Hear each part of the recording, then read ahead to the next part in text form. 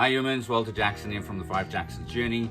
This week we're camping in Utah, but I thought it was a good time to do that review about Tennessee that I've been promising for weeks. So let's get cracking.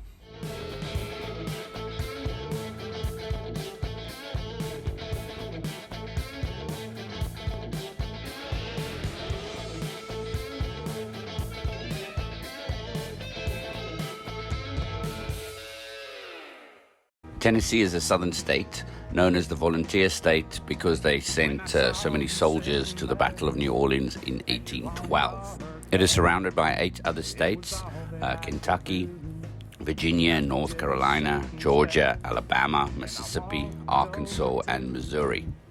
The state capital is Nashville, and it's also the largest city with about 1.3 million inhabitants. The state's divided into 3 very distinct geographic areas, and it's also reflected on the state flag. And we'll get more to those regions later because we visited all 3. We'll start east to west because that's how we kind of travel through the state. Okay, now it's time for some interesting facts about Tennessee, and I think we're going to start with its most famous export, Jack Daniel's whiskey. It's the oldest distillery in the US and probably the most famous whiskey they produce in the whole country. Now, I've never found Jack Daniel's particularly interesting or of kind of any quality compared to the Scottish or Japanese whiskies that I like.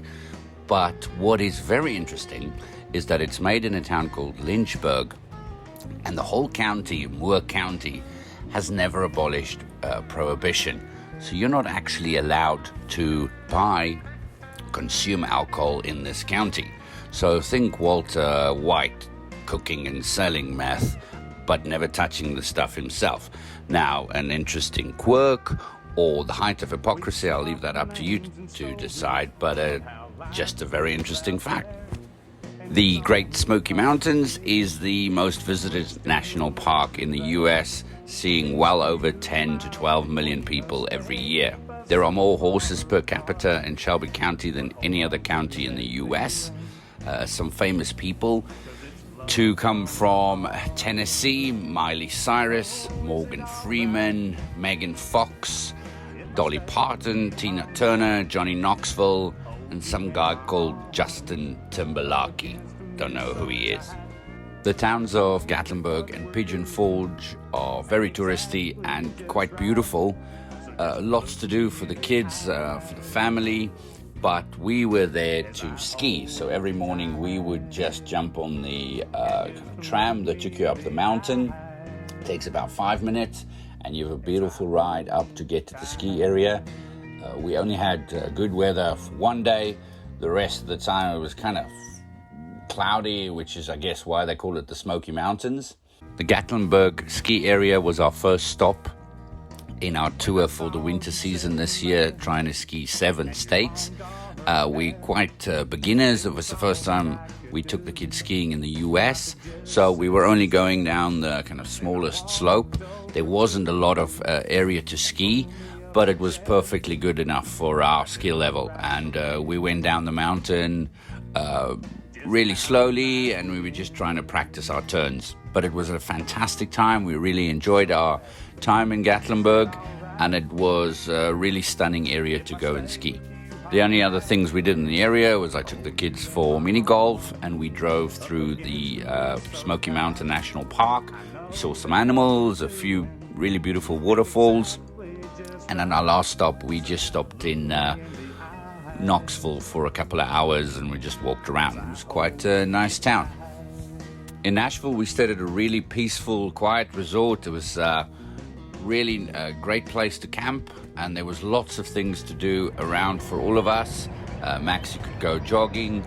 I took the kids to go and ride go-karts. We did mini golf, and there was a really interesting hotel close to us called the Grand Ole Opry, where they have live concerts. But the hotel itself was also very interesting.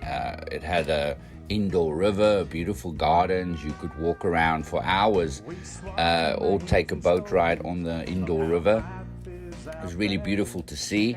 Unfortunately, all the concerts were cancelled because of COVID, But all these activities meant the kids were knackered every afternoon. They just passed out on the bed. Even the dog was quiet. Then in the evenings, because it's Nashville, you even had a live band at the RV park that played every night. The city itself was a bit mad, as you'd expect from a place that's famous for country music and live music. It was really, really busy. We were there out of season. In the middle of the week, it didn't seem to matter. There was people on the streets, and they seemed to have more interest in alcohol than they did in the music, because we saw a lot of people, inebriated in the middle of the day on the street. Even saw some roaming doctor services that you can phone, and they'll come pick you up and inject you with some vitamins and, clean you up and then put you back out on the street again. So it was a bit crazy. I don't think it was a really nice place for the kids, but it was really interesting to see. I mean, some of these places actually had bars like 4 levels high and live music on every level. It was just insane. So all of the noises and the sounds, it was really interesting to see, but I was actually quite glad when we could leave the city. Our last stop in Tennessee was the city of Memphis. Every time there's a survey done, it ends up being one of the 3 most dangerous cities in the US with violent crimes and murder rate. Luckily, we didn't have an incident, but it definitely is a place that you wouldn't want to live. Even the area around Graceland was quite run down, and it seemed pretty dangerous. Graceland itself was very interesting. We spent best part of a day walking around the site. Lots to see. You can have dinner there. There are restaurants. And then you go and have a walk through the mansion. You go and see all the different rooms. It was quite interesting to see what Elvis thought about decorating a place. Lots of different weird rooms, strange colors, like the jungle room, his pool room. Very strange kind of decor and way to decorate it. I guess that's what happens when you're famous and you've got too much money. I particularly enjoyed the areas outside of the mansion, in the main kind of hall, where you can see the collection of his cars and some of the weird kind of clothes that he used to wear, the outfits. So, I mean, it's a tourist trap. It's really just built to make money. It was exceedingly expensive to go and see it. But at least it was worth it for us. It was interesting.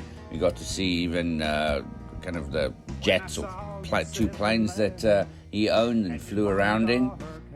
We also visited kind of the biggest outdoor store that I've ever seen. It's a Bass Pro Shop in downtown. It was just enormous. You can buy anything from hunting and kayaking and fishing, all kinds of equipment inside. They even had a big pond with lots of fish in it. We went temp bowling inside. It was just a really enormous place. And at the end, you can go take the lift up to the top, and you get these beautiful panoramic views of the city. It was actually quite breathtaking to be at the top, and you can look down over the city and kind of look across to Arkansas. A really beautiful place. Memphis also has a downtown area where you can go out for a drink. Lots of music. Nothing as extreme as Nashville. I wouldn't say they're even competing. It's just a nice vibey place where you can go have a few pints, listen to live music and walk around. So all in all, Tennessee was really interesting. It's probably not a place we would ever settle, but it was great to drive through the state from east to west and see everything that it has to offer. And it scores a solid 78 out of 111. Join us next time as I'm going to review our trip through the state of Georgia, another southern state. Hope you can join us.